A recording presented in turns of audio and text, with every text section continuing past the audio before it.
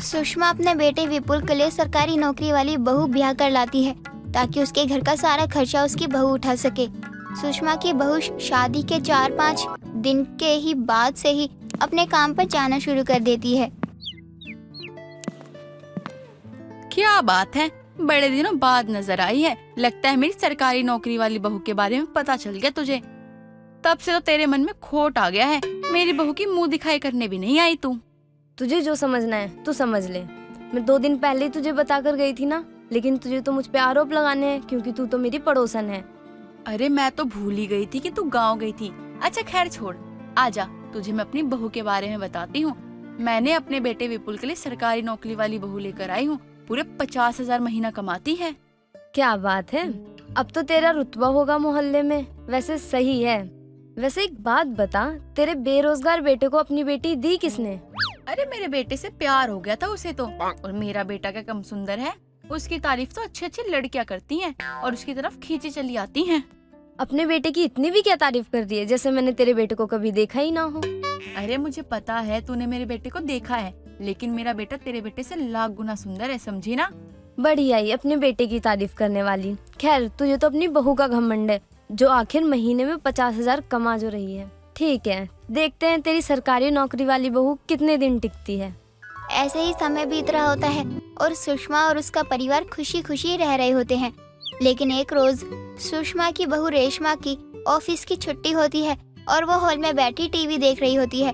तभी सुषमा अपनी बहू रेशमा से कहती है, अरे बहू, तेरी शादी को 1 महीना बीत गया है और अभी तक तेरी तनख्वाह भी आ गई होगी।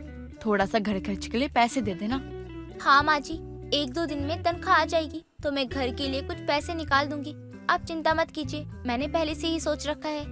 अरे बहू तो कितनी समझदार है, मेरे कहने से पहले ही सब कुछ सोच रखा है। अच्छा तो मैं तुझे बताती हूँ, दूध वाले का, अखबार वाले का, बिजली वाले का, घर का राशन, सबका खर्चा है। सब तेरे ही ऊपर चल रहा है। अरे लेकिन मेरे ऊपर क्यों? अब तक तो घर आप लोग चलाते आ रहे थे ना, फिर एकदम से सारा भार मुझ पर क्यों डाल रखा है? आपको पता है ना, अभी मुझे शादी का कर्जा भी चुकाना है। देख बहू, अब तू अपने ससुराल आ चुकी है। तुझे अपनी सास का बोझ हल्का करना चाहिए, ना कि अपने माँ बाप का।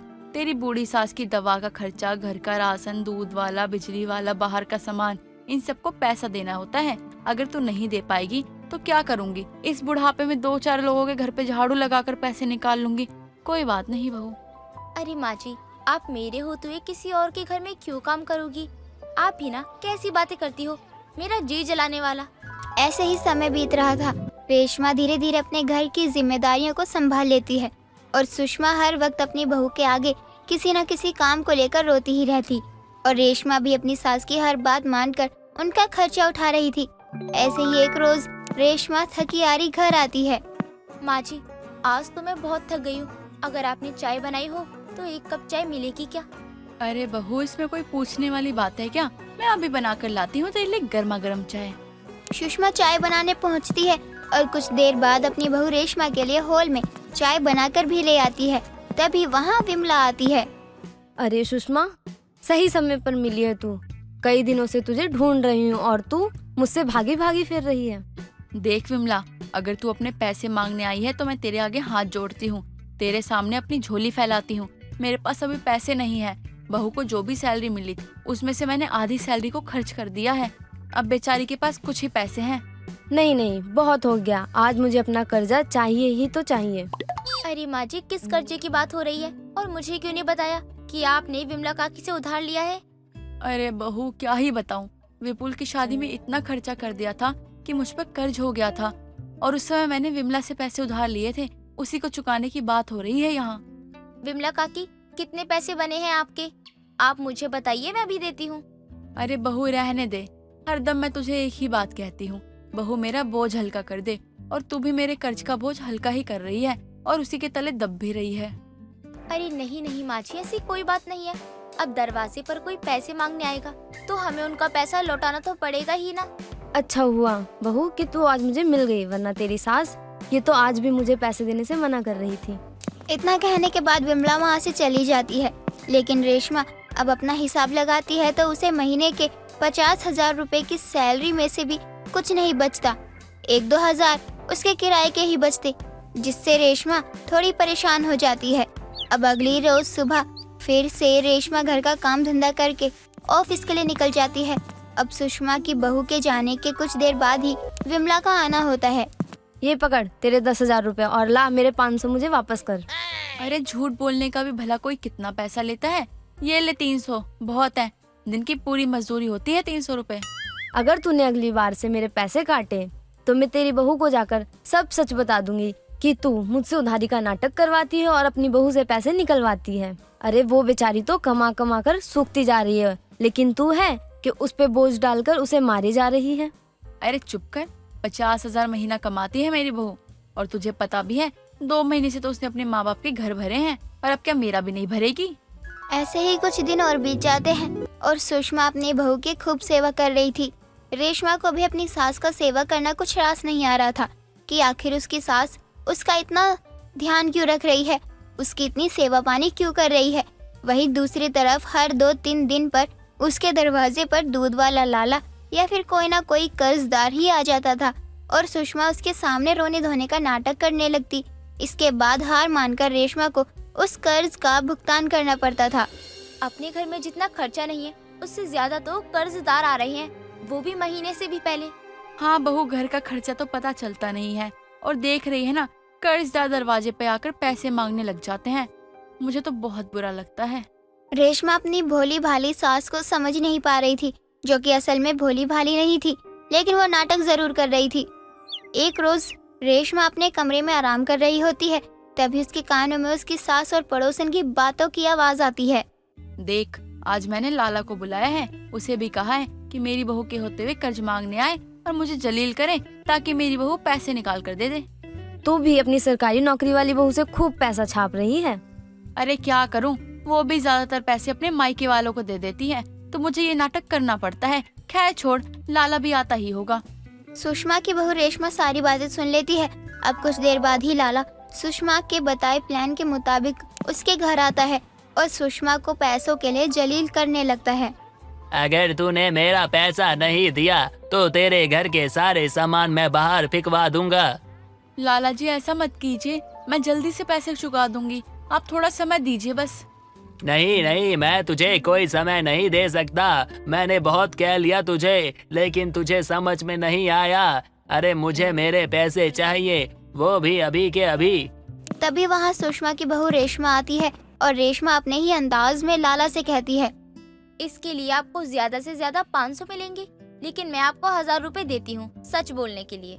क्या क्या कहा बहू तूने? तू मुझे 1000 रुपए देगी? अरे उसके लिए तेरी सास का खून करने के लिए भी मैं एक बार न सोचूं? अरे बहू, तू बहुत अच्छी बहू है। चल मैं तुझे सच बताता हूँ, तेरी सास ने मुझे ये सब नाटक करने के लिए कहा था ताकि तू मुझे पैसा दे और मैं दुकान पे पैसा लेकर चला जाऊं और बाद में तेरी सास आकर मुझसे ले जाए। मुझे सब पता चल गया। क्यों माँ जी, आप तो हर वक्त मेरे सामने मेरा बोझ हल्का कर दे बहू, मेरा बोझ हल्का कर दे, ये नाटक करती रहती हो और मुझसे हमेशा पैसे ऐंठती रहती हो। अभी मैं इस घर को छोड़कर जा रही हूँ। ना तो मुझे आप चाहिए और ना ही आपका बेटा और ना ही आपका ये कर्ज। इतना कहने के बाद सुषमा की बहू रेशमा कुछ देर बाद ही अपना सामान बांधकर अपने मायके के लिए निकल जाती है और सुषमा अपना सर पीटती रह जाती है क्योंकि उसकी सरकारी नौकरी वाली बहू घर छोड़कर जा चुकी थी। विमला को जब पता चलता है कि शकुंतला की बहू काजल ने गुलाब जामुन से बना समोसे का स्टोर खोला है, तब वो समोसा खाकर देखने के बाद काजल से कहती है, ये भी कोई समोसा है? समोसे के नाम पर कुछ भी बेचकर मोहल्ले वालों को बेवकूफ बना रही है बहू तू। लेकिन विमला काकी, अब तक तो किसी ने मेरे गुलाब जामुन समोसे की बुराई नहीं की है। इसकी इस दुकान को तो मैं बंद करवा के रहूंगी। इतने टेस्टी समोसे मोहल्ले वालों की जुबान पर चढ़ गया तो सब खत्म हो जाएगा विमला। कहानी की शुरुआत होती है सुबह से। सुबह के समय शकुंतला की बहू काजल खाना बना रही होती है, जिसकी खुशबू से शकुंतला की नींद खुलती है। अरे बहू, आज क्या बनाने लग गई? मुझे तो खाने की खुशबू से ही नहीं रहा जाता, जबकि मैं सोचती हूँ अपने आप पर थोड़ा कंट्रोल कर लूं। लगता है माँ जी आपकी नाक तक खुशबू पहुँच ही गई।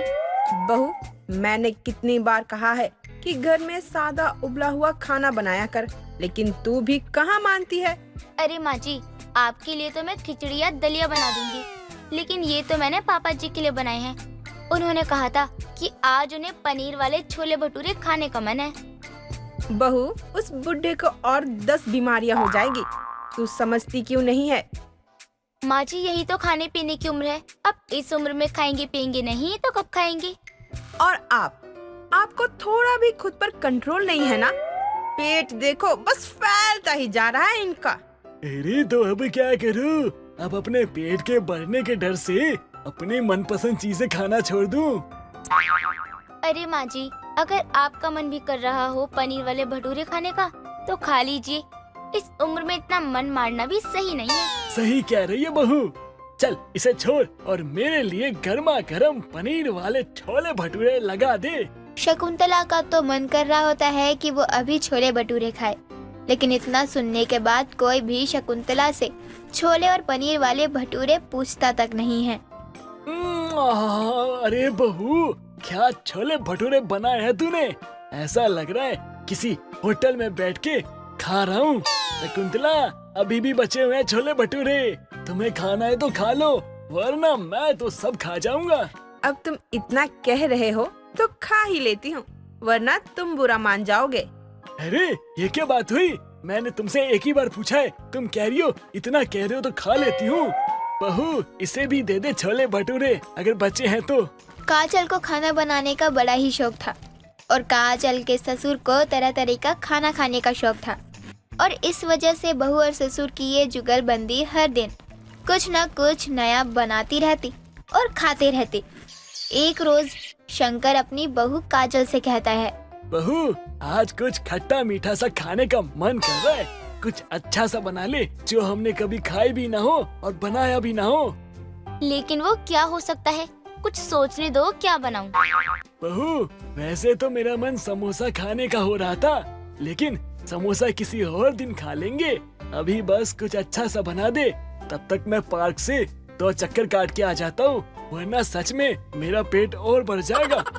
ठीक है पापा जी, आप घूम लीजिए, तब तक मैं आपके लिए कुछ बना कर रखती हूँ। हाँ, और थोड़ा अपनी सास से बचकर बहू, वरना उसको तो तू जानती है, बिना मतलब के कलेश कर देगी और बाद में खुद ही बैठ के खा जाएगी।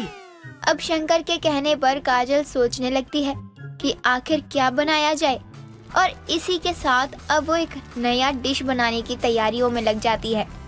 कुछ देर बाद जब शंकर घर लौट कर आता है तो उसे बड़ी ही अच्छी खुशबू आती है। बहू, लगता है आज कुछ कल से अच्छा बना रही है। हाँ पापा जी, आज तो मैंने बनाए हैं गर्मा गर्म गुलाब जामुन से बने समोसे। बहू, ये क्या बना दिया तूने? समोसे, वो भी गुलाब जामुन के। अरे पापा जी, आप खाकर तो देखिए, क्या स्वाद है। एक बार खाएंगे ना तो बार बार बनवाएंगे। अब जब शंकर गुलाब जामुन से बने समोसे को खाता है तो उसे वो बहुत ही अच्छा लगता है। अब शंकर गुलाब जामुन से बने समोसे को खाते हुए कहता है, गुलाब जामुन का समोसा बहुत टेस्टी बनाए बहू, क्यों ना हम इसका स्टॉल लगा ले? पापा जी, क्या आइडिया है ये। अगर हम इसे 25 का भी बेचते हैं ना तो ये खुशी खुशी बिक भी जाएगा। हाँ, ये ठीक रहेगा। शाम के समय 2 घंटे हम गुलाब जामुन वाले समोसे की दुकान लगाएंगे। शकुंतला तो 2 दिन के लिए अपनी बहन की छोटी बेटी की शादी में गई होती है, और इधर शंकर और काजल मिलकर गुलाब जामुन के समोसे की दुकान लगा लेते हैं। अरे आओ आओ, गर्मा गर्म गुलाब जामुन वाले समोसे ले जाओ। एक बार जो खाओगे बार बार आओगे। पापा जी, सही जा रहे हो आप। लोगों को भी तो पता चले कि आखिर किस चीज की दुकान खुली है। अरे बहू, ये क्या खोल लिया तूने? गुलाब जामुन के समोसे? अरे ये क्या बना रही है तू? तीखे में मीठा? हाँ, गई फ्री का खाने। खाकर तो देखिए विमला काकी, एक बार खाओगी तो बार बार आओगी। ला, जब इतना कह ही रही है तो मैं एक समोसा खा कर देखती हूँ। अरे ये शकुंतला की बहू ने क्या समोसे बनाए हैं, खाकर तो मजा ही आ गया। लेकिन मैं भी विमला हूँ, इसके इस टेस्टी समोसे का भाव और स्वाद दोनों गिरा कर रहूंगी। अरे विमला काकी, कैसा लगा गुलाब जामुन से बना समोसा? अच्छे बने थे ना? अरे बहू, कुछ खास नहीं लगा मुझे। ऐसा लग रहा है रोटी के साथ चीनी खा रही हूँ। ना, ये सब चीजें यहाँ बिकने से रही। अच्छा, इसका मतलब है कि आपको पसंद नहीं आया। कोई बात नहीं विमला काकी, लेकिन अब तक जिसने भी ये समोसे खाए हैं ना, सबने इसकी तारीफ ही की है, बस एक आपको छोड़कर। अरे बहू, तू बहुत नादान है। तू भी किन की बातों में आ रही है? अरे शकुंतला की दूसरी आत्मा इसके अंदर ही तो होती है। अरे बहू, मैं तो कहता हूँ ये और ऐसे लोग जिनको हमारा समोसा पसंद ना आए, उन्हें अपने स्टॉल के आसपास आने भी मत दे। तो मैं कौन सा यहाँ रुकने या समोसे खाने के लिए मरी जा रही हूँ। अब विमला तो वहाँ से चली जाती है, लेकिन विमला के मन में ये बात खटक रही थी। अगर 1-2 दिन और शकुंतला की बहू ने समोसे का स्टॉल लगाया तो उसकी ये दुकान फेमस हो जाएगी। बहू, कल से हमें अपने समोसे के स्टॉल पर नींबू मिर्ची लगाना पड़ेगा।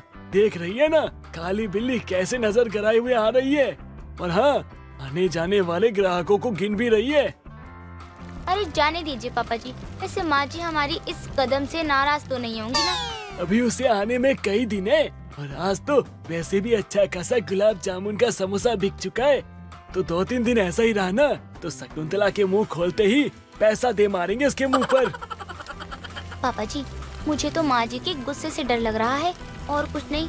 और बाकी बिमला काकी तो उनके आते ही कान भरेंगी। काजल और शंकर ने गुलाब जामुन से बने समोसे की दुकान तो लगा ली थी, लेकिन उन्हें भी शकुंतला के आने का इंतजार था। अब जैसे ही शकुंतला अपनी बहन के घर से वापस आती है, उसे पता चलता है कि उसकी बहू और पति मिलकर एक समोसे की दुकान चला रही है। बहू, मैं ये क्या सुन रही हूँ? जी माँ जी, मैं कुछ समझी नहीं कि आप कहना क्या चाहती हो। मैं जो कहना चाह रही हूँ, तू और बुढ़ा दोनों अच्छे से जानते हो। ए सक्कू, डोंट कॉल मी बुड्ढा। हाँ, तो क्या अब इस उम्र में क्या तुम्हें इमरान हाशमी कहूँ? बड़ी मिर्च लग रही है बुढ़े सुनने पर। माँ जी, मुझे पता है आपको मेरे और पिताजी के गुलाब जामुन का समोसा स्टॉल के बारे में पता चल गया होगा। मुझे यही दिन देखना बाकी रह गया था। वो तो भला हो विमलू का, जो रास्ते में मुझे वो मिल गई। बेचारी मुझे स्टैंड से लेकर आई है। माँ जी, वो आपको भड़का रही है। आप मेरी बात मानिए। मैं और पापा जी बस शाम के समय कुछ देर के लिए समोसे का स्टॉल लगा रहे हैं। नहीं नहीं, मुझे मोहल्ले में रुतबे वाली जिंदगी चाहिए। ये सब काम कोई नहीं करेगा। शंकर ये सब सुनकर वहाँ से अपने कमरे में जाता है और 2-3 दिन की जितनी भी समोसे की दुकान से कमाई हुई थी, वो लाकर शकुंतला को देते हुए कहता है, गिनो इसे, कितने हैं ये? और जितने भी है ना, सब मैंने और बहू ने इन 3 दिन के अंदर कमाए हैं, वो भी समोसे के स्टॉल से। क्या बात कर रहे हो? ये तो अच्छी खासी कमाई कर ली है तुम लोगों ने। शकुंतला का भी पैसा देखने के बाद मन बदल जाता है और वो अपनी बहू काजल से कहती है, बहू, मैं तेरे इस कदम से बहुत खुश हूँ। वो तो बिमला ने मेरे कान भर दिए, वरना मुझे क्या जो इतने अच्छे पैसे के लिए मैं तुम दोनों को कुछ बोल सकूं।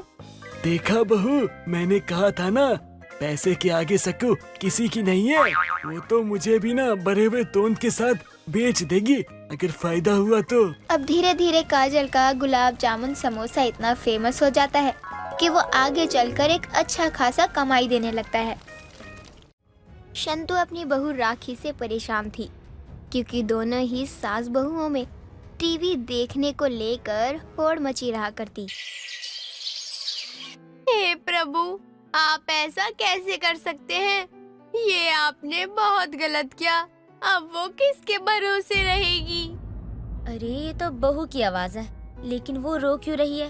केशव उस पर कभी हाथ तो नहीं उठा रहा? कहीं उसके दादा तो नहीं निपट गए?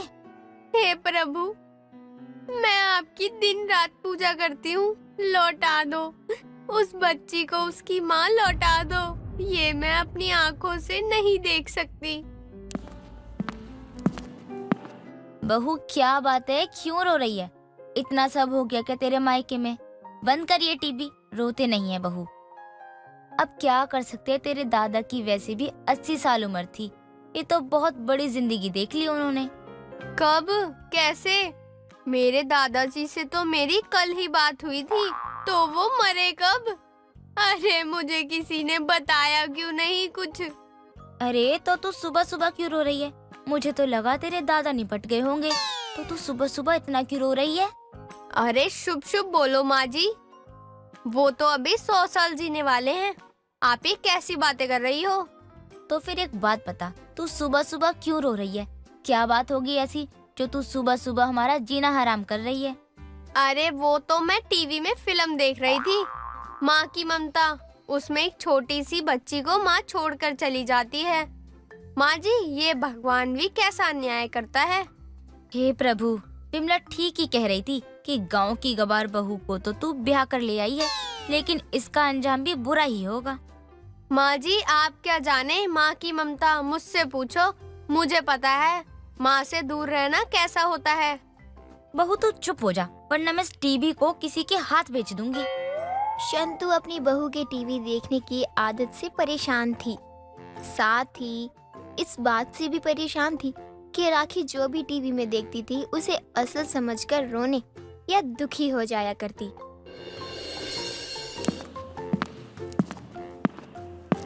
अरे संतू, क्या सुबह शाम टीवी ही देखती रहती है?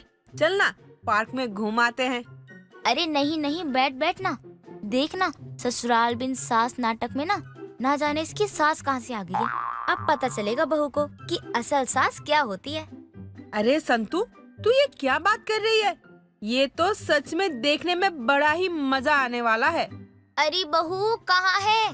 2 कप चाय ले आ। अब शंतु तो अपनी पड़ोसन विमला के साथ टीवी देख ही रही होती है, लेकिन जब राखी अपनी सास और पड़ोसन के लिए चाय लेकर आती है तो वो भी टीवी के पास ही बैठ जाती है और टीवी देखने में सब इतने मगन होते हैं कि किसी को भी किसी चीज का ध्यान ही नहीं रहता। अरे कहाँ को जाऊं, कहाँ छुपूं? अरे ये हमारे मोहल्ले में आतंकी हमला कब से होने लगा? अरे संतू, मुझे भी कहीं छुपा ले। अरे विमला, ये जरूर कांता के समधी ही होंगे।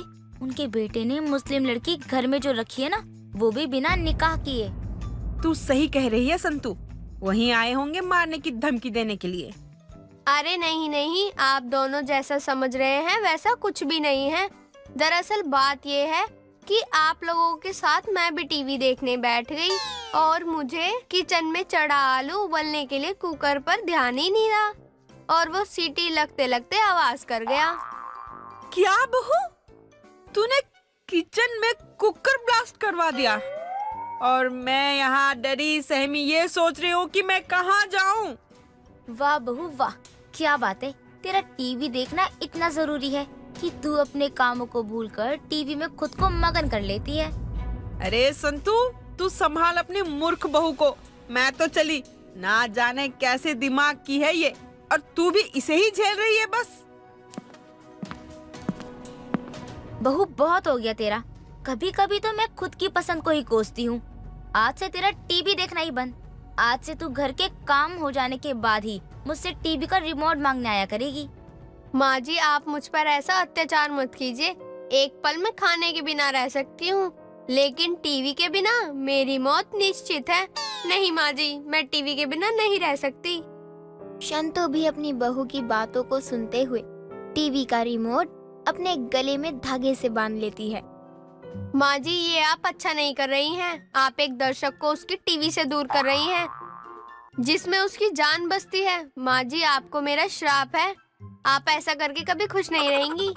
ठीक है बहू, अभी मुझे बहुत सारा काम है। तू भी अपने काम पर ध्यान दे। किचन साफ कर, दूसरा आलू उबालने के लिए चढ़ा दे और अपने काम पे लग जा। चल यहाँ से, रुकने की कोई जरूरत नहीं है। चल चल। राखी तो उदास मन से अपने कामों में लग जाती है, लेकिन इधर राखी के हॉल से जाने के बाद ही शंतु फिर से टीवी चलाकर बैठ जाती है। दूसरी ओर ये सब राखी देख ही रही होती है, लेकिन वो घर के काम करने के बाद अपनी सास से रात के करीब 11 बजे टीवी का रिमोट मांगते हुए कहती है, माँ जी, आपने कहा था ना, आप मुझे टीवी तब देखने देंगी जब मेरा सारा काम हो जाएगा। तो लाओ, मेरा सारा काम हो गया है। अरे बहू, काफी देर से टीवी चल रहा था, उसे भी थोड़ा आराम करने दे और तू भी जाकर कमरे में आराम कर ले। थक गई होगी ना, जाकर तू भी आराम कर ले। सुबह उठकर टीवी देख लियो। नहीं माँ जी, मुझे अभी टीवी देखने दो। टीवी देखे बिना मुझे नींद नहीं आती। थोड़ी देर टीवी देखूंगी। बहू देख, तू जितना भी हाथ पैर मार ले, मैं तुझे टीवी का रिमोट देने से तो रही। माँ जी, मैं बता देती हूँ, आपको और आपकी टीवी को दोनों को मेरी बदुआ लगेगी। बड़ी आई बेबसी की बदुआ देने वाली। चल जाकर सो जा। टीवी तो ऐसे करती है जैसे टीवी तेरे बाप ने दहेज में दी हो। अब राखी उदास होकर हॉल में बैठ जाती है।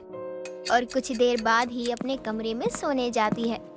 इधर देर रात करीब 2 बजे शंतु के घर चोर आता है।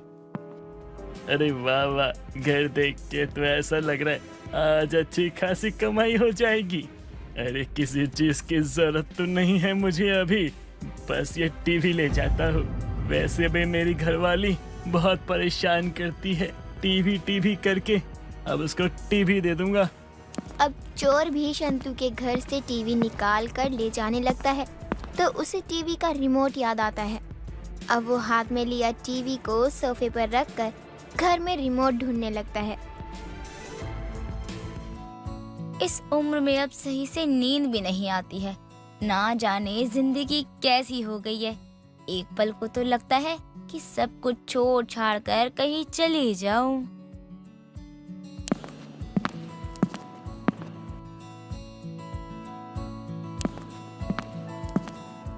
अरे टीवी यहाँ क्या कर रहा है?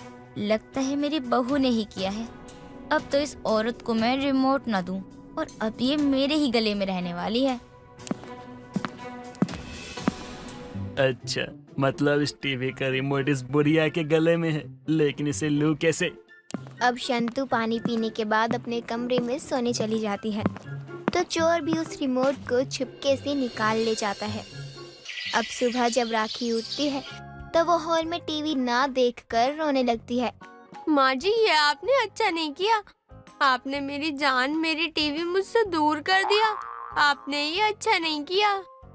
अरे क्या हो गया? क्यों सुबह सुबह चिल्ला रही है तू फिर से? माँ जी, आपने टीवी बेचकर अच्छा नहीं किया। मुझे आपसे बहुत शिकायत है माँ जी। मैंने तो रात में खुद टीवी सोफे पर देखा था। और रिमोट कहाँ गया मेरे गले में से? लगता है टीवी चोरी हो गई। और कर ले ड्रामा। अगर ऐसा है तो ये मेरी बदुआ लगी है टीवी को। चलो, ना रहा बांस ना बजेगी बांसुरी। राखी को जब ये पता चलता है कि टीवी चोरी करके ले गया है तो उसके दिल को बड़ी तसल्ली मिलती है। दोस्तों, अगर आपको ये कहानी पसंद आई तो इसे लाइक करें, शेयर करें और कमेंट करके बताएं कि कहानी में आपको सबसे अच्छा क्या लगा।